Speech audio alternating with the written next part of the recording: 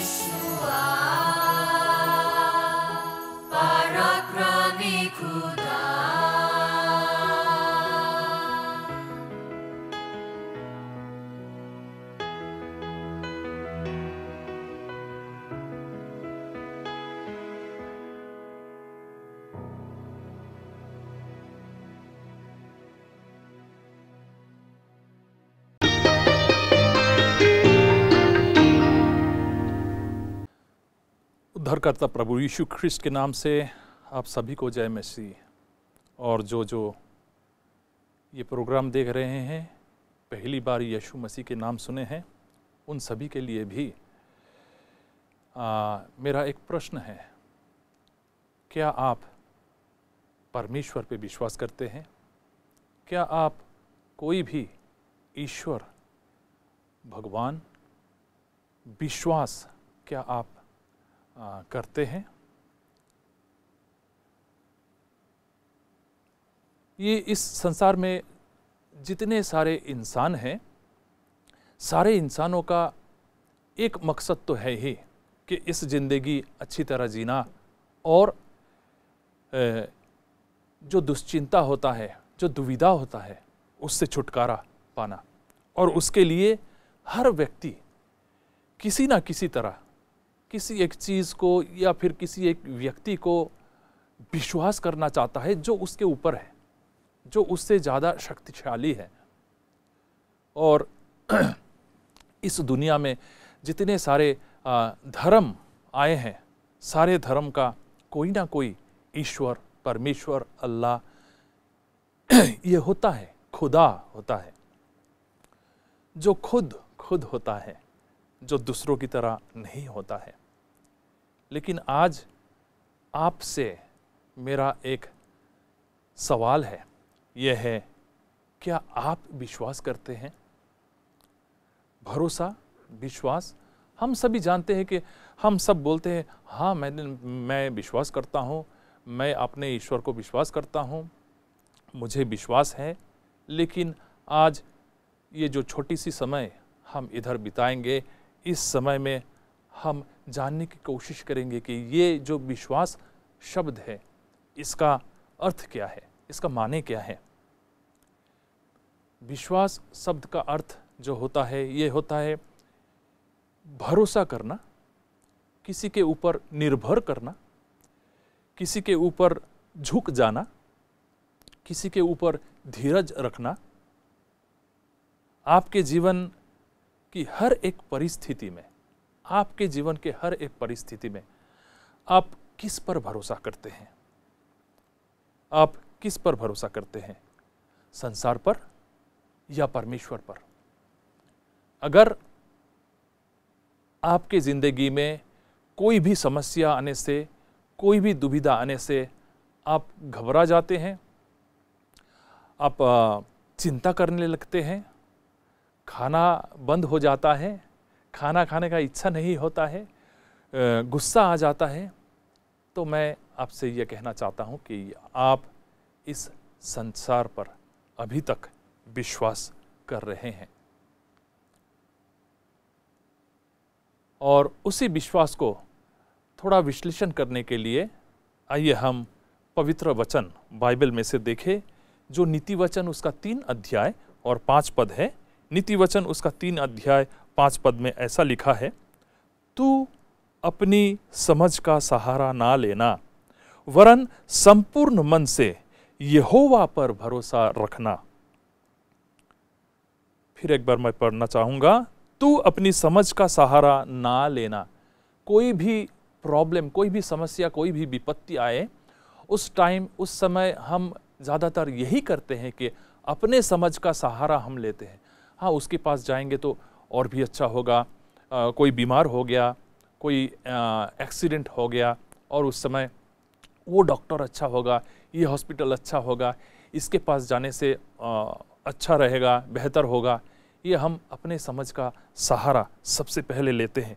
लेकिन परमेश्वर के वचन हमें बोल रहे हैं, तू अपनी समझ का सहारा ना लेना, वरन संपूर्ण मन से यहोवा पर भरोसा रखना।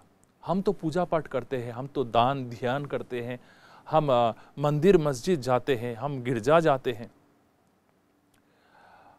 हम बोलते हैं कि हाँ हमारा ईश्वर है, हमारा अल्लाह खुदा, हमारा भगवान है। क्या आप उस पर अपने संपूर्ण मन से भरोसा रखते हैं? भरोसा रखते हैं? तो ये जो विश्वास है, इसको थोड़ा और ज़्यादा और गंभीर रूप से जानने के लिए ये विश्वास क्या होता है और विश्वास करने से क्या होता है? चलिए हम और भी देखते हैं। यशायाह का पुस्तक, यशायाह का पुस्तक उसका 26 अध्याय और 3 पद। यशायाह का पुस्तक उसका 26 अध्याय उसके 3 पद में क्या लिखा है? जिसका मन तुझ में धीरज धरे हुए है, उसकी तू पूर्ण शांति के साथ रक्षा करता है।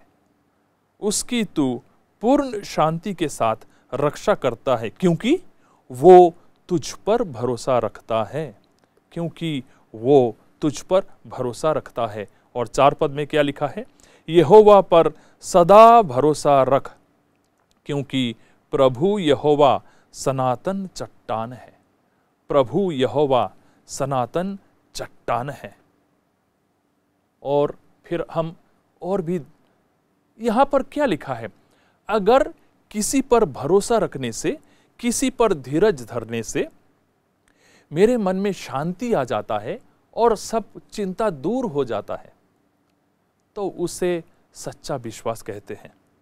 उसे सच्चा विश्वास कहते हैं, क्योंकि सच्चा विश्वास हमें पूर्ण शांति देता है, पूर्ण विश्राम देता है, विश्राम देता है।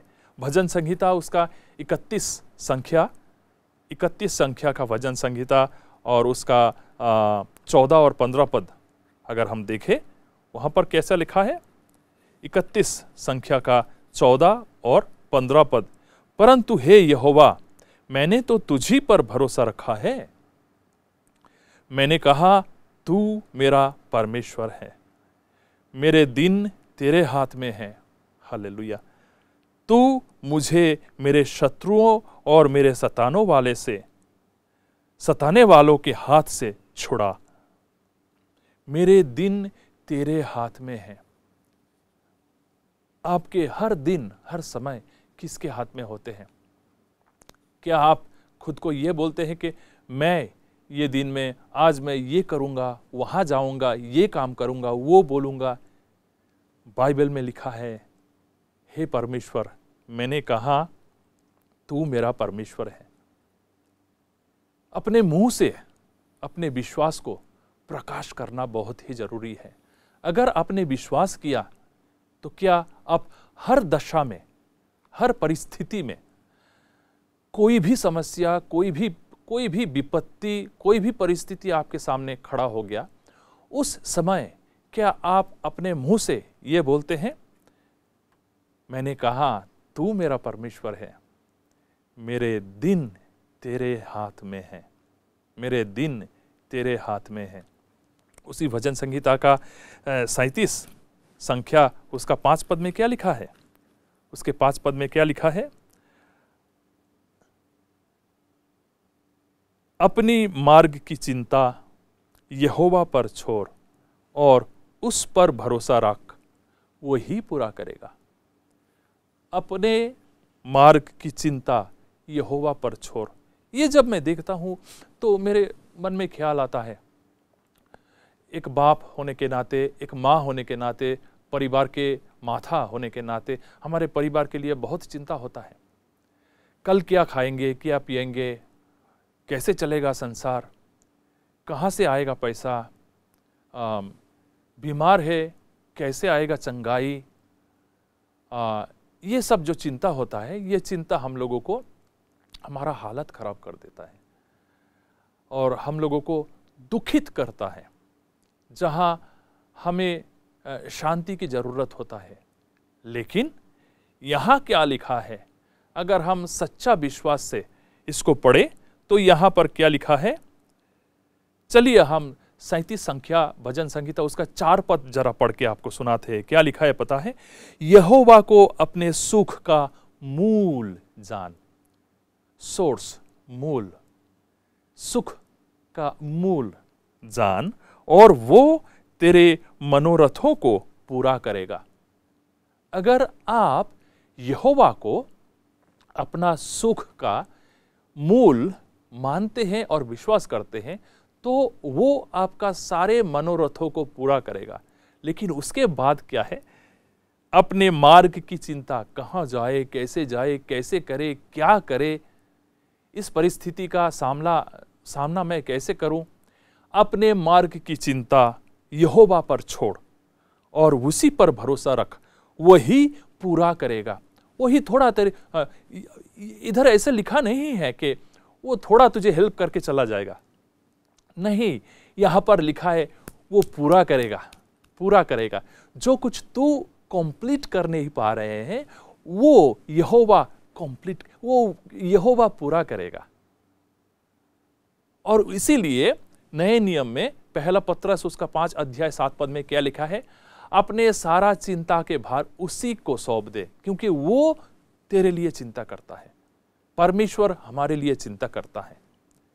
लेकिन हमारे सामने जब कोई विपत्ति आता है तो ये संसार का जो नियम है, संसार के नियम के अनुसार हम खुद को खुदा मान लेते हैं और सोचते हैं कि हम सब कुछ करेंगे, और थोड़े ही समय के बाद हम गुस्सा आ जाते हैं, हम दुखित हो जाते हैं और हम आशा छोड़ देते हैं, हम आशा छोड़ देते हैं।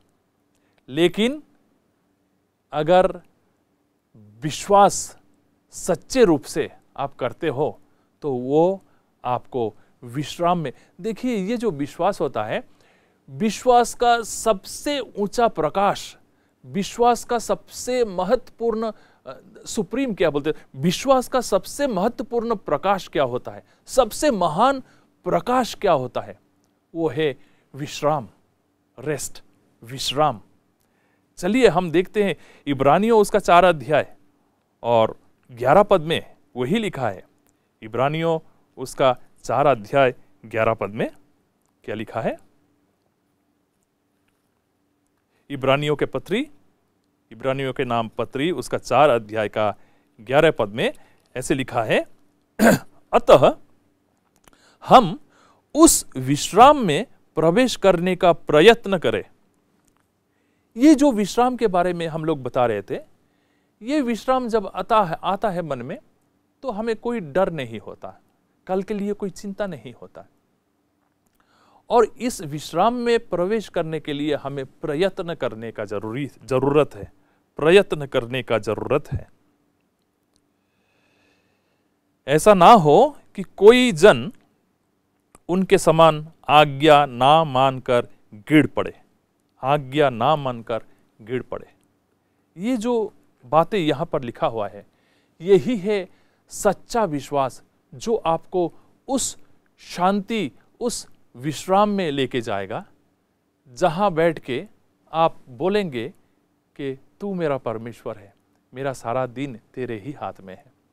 लेकिन इसका मतलब ये नहीं कि मैं कोई काम नहीं करूंगा, नहीं, ये विश्राम में रहते हुए काम करना, काम करते हुए विश्राम करना।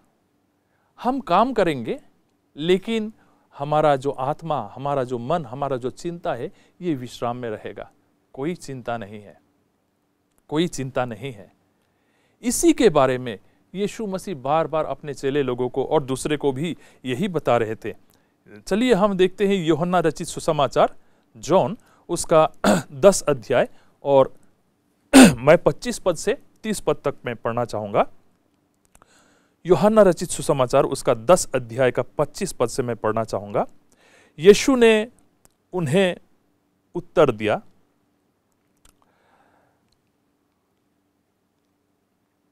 मैंने तुमसे कह दिया पर तुम विश्वास करते ही नहीं। यीशु ने बहुत कुछ स्वर्ग राज्य के बारे में, ईश्वर की राज्य के बारे में, परमेश्वर के बारे में, उनके चिंता के बारे में, उसके प्रेम के बारे में बहुत कुछ लोगों से कहा, लेकिन वो लोग विश्वास नहीं कर रहे थे। वो लोग विश्वास नहीं कर रहे थे। इसीलिए यीशु मसीह ने क्या कहा, मैंने तुमसे कह दिया पर तुम विश्वास करते ही नहीं। जो काम मैं अपने पिता के नाम से करता हूं वे ही मेरे गवाह है, परंतु तुम इसलिए विश्वास नहीं करते क्योंकि मेरी भेड़ों में से नहीं हो। भेड़े, शिप, भेड़े। यीशु मसीह क्या बोल रहा है? चलिए हम पढ़ते जाते हैं। मेरी भेड़ें मेरा शब्द सुनती हैं, मैं उन्हें जानता हूं और वे मेरे पीछे पीछे चलती है और मैं उन्हें अनंत जीवन देता हूँ। वे कभी नष्ट ना होगी और कोई उन्हें मेरे हाथ से छीन ना लेगा। मेरे पिता जिसने उन्हें मुझको दिया है सबसे बड़ा है और कोई उन्हें पिता के हाथ से छीन नहीं सकता। मैं और पिता एक हूं। यहां पर यीशु मसीह क्या कह रहे हैं? अगर तुम मुझे विश्वास करना चाहते हो, अगर तुम मुझे विश्वास करोगे तो अनंत जीवन मिलेगा। यहां पर वही लिखा है। हम इस जगत में रहते हुए परमेश्वर के वचन हम विश्वास, मुंह से तो हम बोलते हैं हाँ मैं तो विश्वास करता हूं, और उसी के साथ साथ हम इधर उधर दौड़ते हैं। लेकिन हमें पता होना चाहिए कि हम जो बोल रहे हैं वैसे हम काम नहीं करते हैं। इसीलिए यीशु मसीह ने क्या कहा? जो विश्वासी है वो भेड़े जैसे हैं। भेड़े अपने घरड़िया जो होता है, अपना शेपर्ड जो होता है, अपने घरड़िया का भेड़े का जो पालक होता है उसके पीछे पीछे वो लोग चलता है। वो भेड़े जो होता है घरड़िए के पीछे वो चलता है, उसकी शब्द वो सुनता है। देखिए यहां पर क्या लिखा है? मेरी भेड़े मेरा शब्द सुनती है, मैं उन्हें जानता हूं। देखिए यहां पर लिखा है मेरी भेड़े मेरा शब्द सुनती है। अगर आप परमेश्वर पर विश्वास करते हो, कोई भी हो, ईश्वर, अल्लाह, भगवान, परमेश्वर कोई भी हो, अगर उस पर आप विश्वास रखते हो तो आपको उसकी शब्द सुनाई देगा जरूर। वो मेरा शब्द सुनती है, मैं उन्हें जानता हूं। क्या ईश्वर आपको जानता है? क्या परमेश्वर आपको जानता है? और वे मेरे पीछे पीछे चलती है।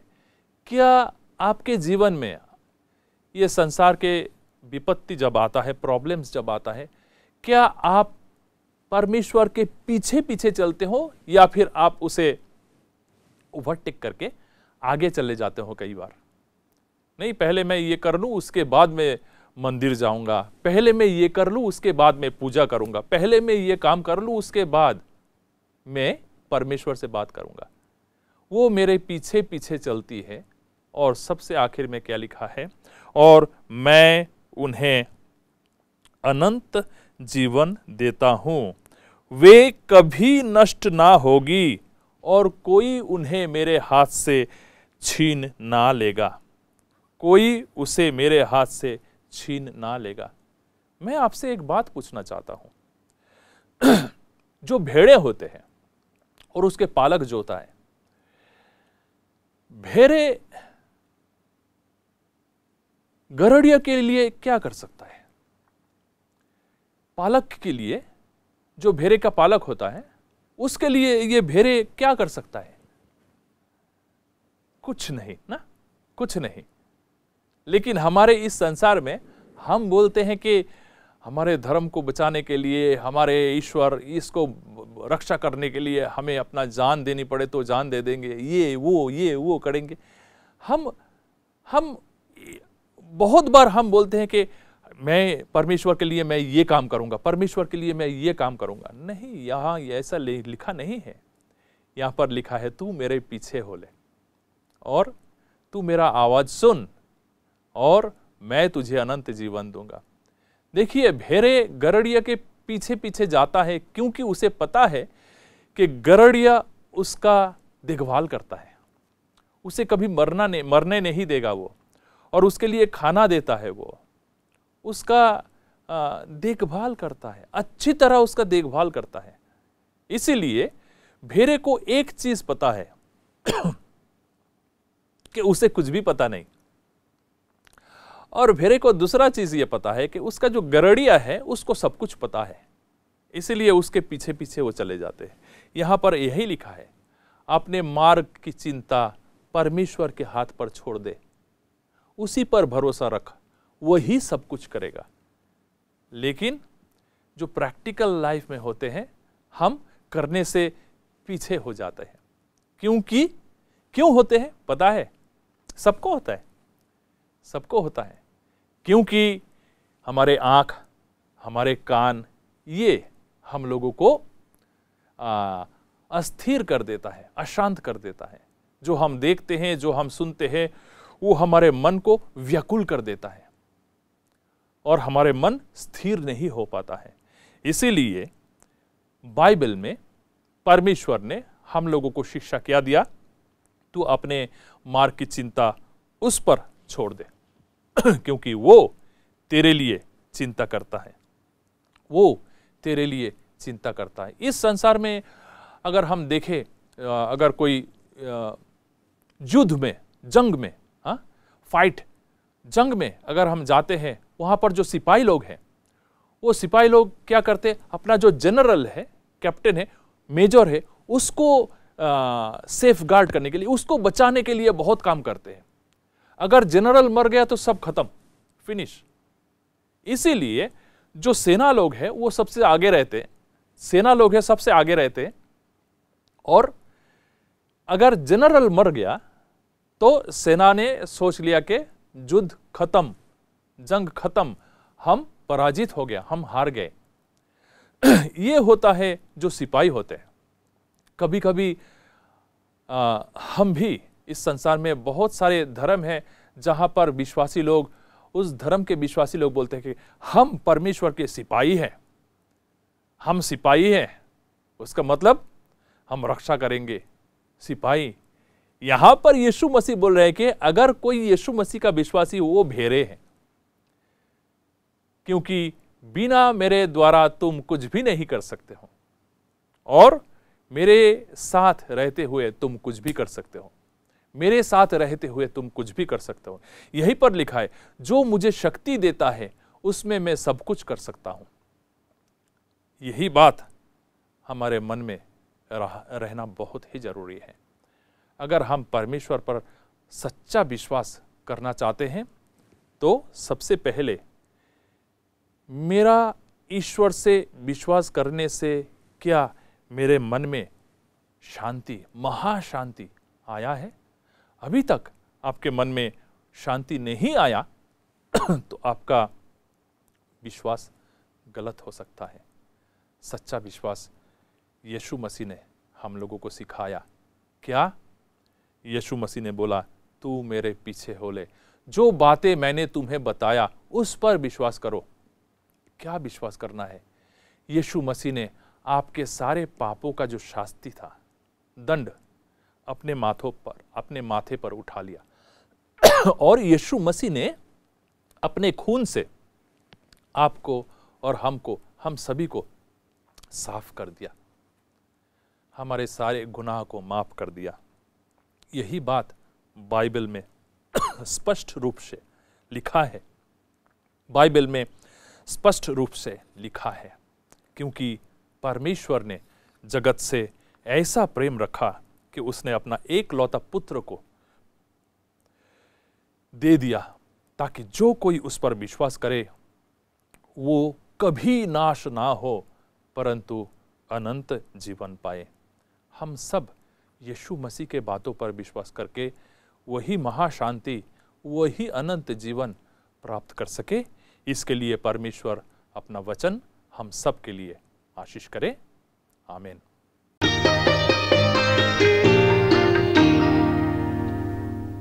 सुने गए परमेश्वर के वचन हमारे शारीरिक और आत्मिक जीवन के लिए सहायक तथा लाभदायक हो, ये हमारी प्रार्थना है। अब हम दो और सुंदर स्तुति गीत गाना सुनेंगे। आइजोल बेथेल एरिया मसीह संगति खोयर और कुंखारमो ये सुंदर स्तुति गीत गाना प्रस्तुत करेंगे।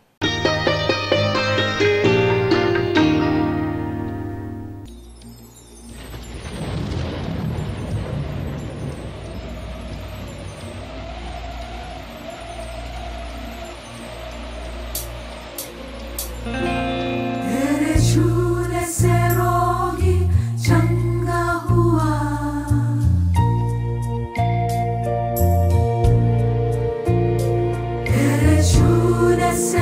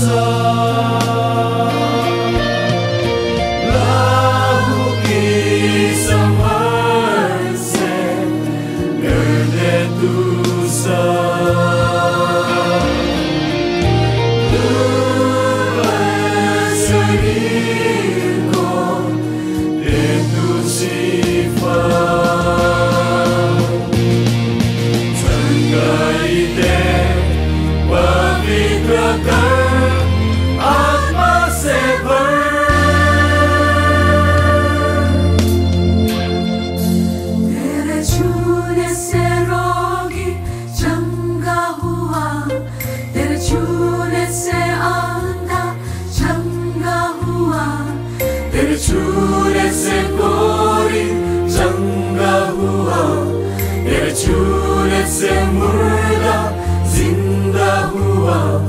मुझे पापी पे अपना हाथ बढ़ा, छू ले, छू ले, छू ले, पवित्र आत्मा मुझे छू ले, छू ले, छू ले, पवित्र आत्मा मुझे छू ले,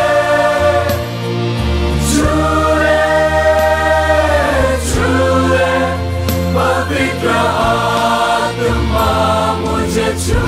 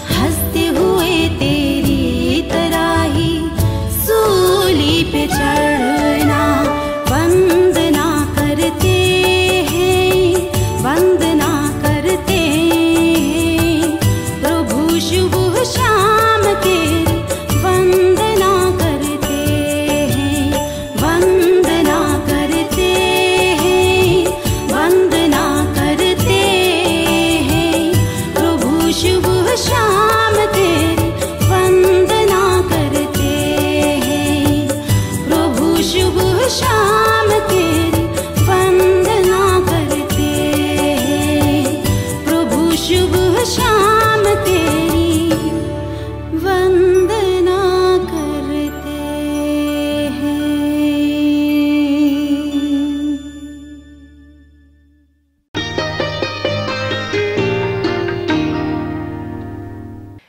यहाँ तक हमारे कार्यक्रम समाप्त हो जा रहे हैं। हमारे साथ शामिल रहने के लिए आप सभी को धन्यवाद देते हैं। अगले कार्यक्रम में फिर मिलने की दुआ के साथ हम विदा लेते हैं। धन्यवाद।